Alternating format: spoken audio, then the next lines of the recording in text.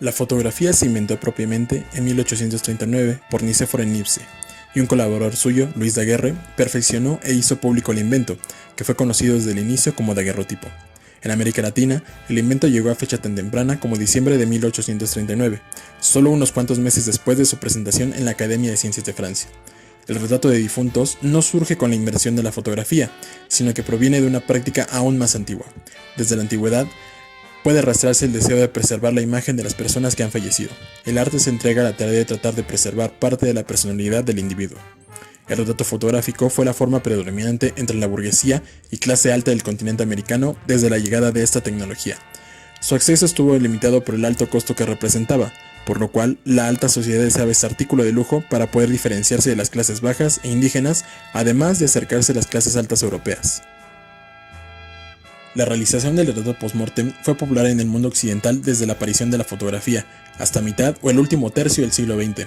La sociedad de la época no veía con desagrado el retratado a sus difuntos, sino que los solía exhibir en sus casas, llegando incluso a compartir copias de esta para distribuirlas entre familiares y amigos. Una de las razones atribuidas a la práctica es el deseo de retener en la memoria la imagen del ser querido que ha fallecido.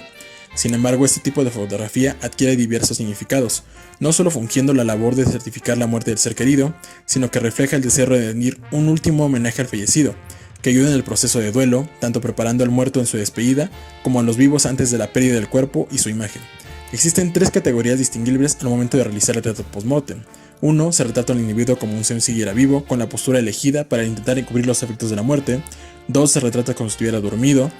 O 3. Se retrata sin la intención de ocultar el hecho de que está muerto. Es importante señalar que hay una notable diferencia entre retratar a los difuntos y el fotografiar cadáveres con propósitos documentales.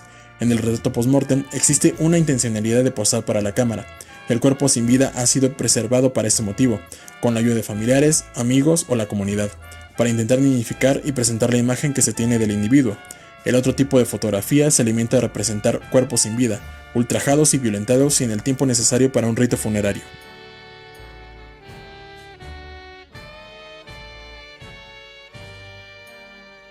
Entrando en materia, el primer retrato que analizaremos será el más antiguo de la selección. Se trata del retrato post-mortem de Gabriel García Moreno. García Moreno fue el presidente de la República de Ecuador entre 1861 y 1875, año en el que fue asesinado. Su periodo al frente del país es conocido como etapa garciana y durante este periodo se dedicó a establecer el orden dentro de Ecuador, apoyándose en la relación restaurada con Roma y el Papa. La Iglesia Católica obtuvo derechos sobre varios sectores de la vida social ecuatoriana, como la educación, la censura de publicaciones escritas y convertirse en la religión oficial de la nación, actos que fueron muy mal recibidos por los partidarios liberales. Su asesinato fue producto de una conspiración.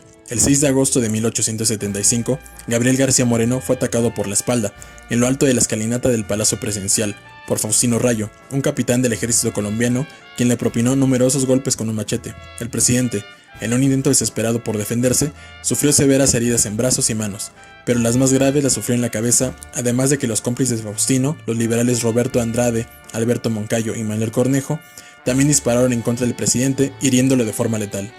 Tras el primer ataque, García Moreno cayó por la escalinata hasta los pies de esta, donde los golpes con machete continuaron causando estragos en su cuerpo. Después de la huida de sus atacantes y convertido en una masa de sangre, fue trasladado a la casa de Cabildo de la Catedral de Quito, a pocos metros del suceso, donde un fotógrafo de Guayaquil llamado Rafael Pérez Pinto procedió a tomar fotos del ahora fallecido presidente. La costumbre del retrato post-mortem se instaló en el país a partir de la segunda mitad del siglo XIX. Para la época analizada en Ecuador, la fotografía post-mortem sirve a las clases dominantes, lo que incluye a los mandatarios políticos para diferenciar su estratus social. Además, se denota de esta manera la influencia religiosa de la Iglesia Católica durante el periodo del gobierno de Gabriel García Moreno. Las primeras fotos del cadáver fueron tomadas muy poco tiempo después del atentado. Durante los siguientes 2 o 3 días se manipuló el cuerpo de García Moreno para representarlo y conservar su imagen. La fotografía que analizaré es aquella donde está sentado en una cátedra o pequeño señor episcopal, que denota su jerarquía y posición. La expresión de su rostro es tensa, con la mandíbula entreabierta y los ojos apretados. Se puede notar además parte de un vendaje que se asoma por debajo del sombrero militar que porta. Asimismo, la vestimenta con la que fue arreglado nos hace denotar su rango militar y estatus social. Está equipado con un sable y condecorado con sus medallas, lo que lo muestra como un héroe de la patria. Este mensaje fue el que se quiso difundir, y que muchas veces prevaleció en las décadas siguientes en el imaginario ecuatoriano. El llamado Maestro de América llegó a la presidencia argentina en 1868 y de inmediato tuvo que hacer frente a diversos retos. El primero de ellos sería la guerra contra Paraguay, de la que salió victorioso junto a sus aliados en 1870. También se enfrentó a epidemias de cólera, levantamientos militares e inclusive a un atentado contra su vida. Su presidencia se caracterizó por promover la modernización del país y dar un énfasis decisivo a la educación y nuevos métodos de enseñanza. Dejó la presidencia en 1874 para después fungir como senador y luego director de escuela en Buenos Aires. Ya retirado de la política, se trasladó a Paraguay en 1888, donde murió poco tiempo después. Faustino Sarmiento murió en Asunción en la madrugada del 11 de septiembre de 1888. El expresidente muere mientras dormida, debido a una deficiencia cardíaca. La familia de Sarmiento fue quien llamó al fotógrafo Manuel San Martín para que tomara el retrato del difunto. En una primera toma, se retrató al prócer en su cama, tal como había muerto, pero debido a la mala iluminación, se decidió moverlo del lugar para colocarlo sentado en su silla de trabajo, donde estaba rodeado de libros, papeles y cuadros. En Argentina, el retrato se había establecido como el arte predominante después de la independencia. Este hacía uso de las posturas adoptadas por los retratados, así como sus gestos, fisonomía y vestimentas para exteriorizar un mensaje. Los retratos póstumos, hechos en pinturas y cuadros, son demandados en las primeras décadas de vida independiente, destacándose en la década de 1830. En la década siguiente comenzó la expansión en Argentina del retrato fotográfico y al mismo tiempo del retrato post-mortem. En la Argentina, este tipo de fotografía se estableció a partir de 1848, y desde ese momento la demanda fue en aumento progresivo. Para la segunda mitad del siglo se popularizó del mismo modo que la fotografía como tal se hizo cada vez más común y accesible.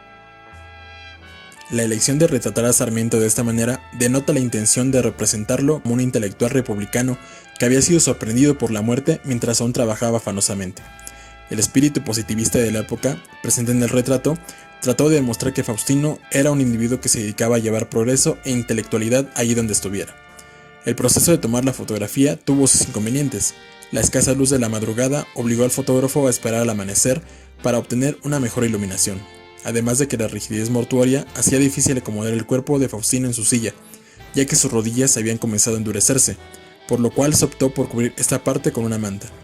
La expresión del rostro de Sarmiento no puede ocultar el claro signo de la muerte. Su quijada reposada en su pecho y los ojos abiertos, inertes, no lo hacen parecer ni vivo ni dormido. Es la muerte desnuda de un personaje que quedará clavado en el imaginario colectivo del pueblo argentino. Ambos retratos post-mortem nos cuentan una historia. La historia de dos presidentes que influyeron en gran medida en el curso de su país y que a la vez son ejemplos contrapuestos de dos estilos de gobernar en América Latina. La diferencia notable es la manera de morir por parte de ambos hombres.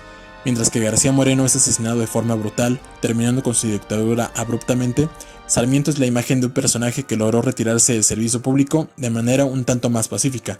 Eso no significa que no tuviera que enfrentarse a problemas similares en materia política. El retrato lo representa de dos formas disímiles. A Faustino, sus familiares lo colocan en una pose que hace referencia a su estilo de vida intelectual, muy apegado al pensamiento positivista de finales de siglo. Por otro lado, García Moreno es vestido tras su muerte de manera militar, denotando su cargo y poder. De igual manera, se le representa no como vivo o dormido, sino como un héroe muerto al grado del mártir nacional. Podemos concluir que los dos retratos, separados por poco más de una década, presentan rasgos distintivos, que reflejan la importancia tanto de los individuos retratados como de las sociedades que ansían obtener una última imagen de ellos. Las fotografías post-mortem nos permiten acercarnos a una práctica que actualmente causa repulsión en la mayoría de la sociedad, pero que forman parte de la vida cotidiana de la América Latina del siglo XIX. Al examinar más detalladamente las imágenes y preguntarnos sobre sus historias, podemos acceder a un entendimiento más profundo de nuestro continente.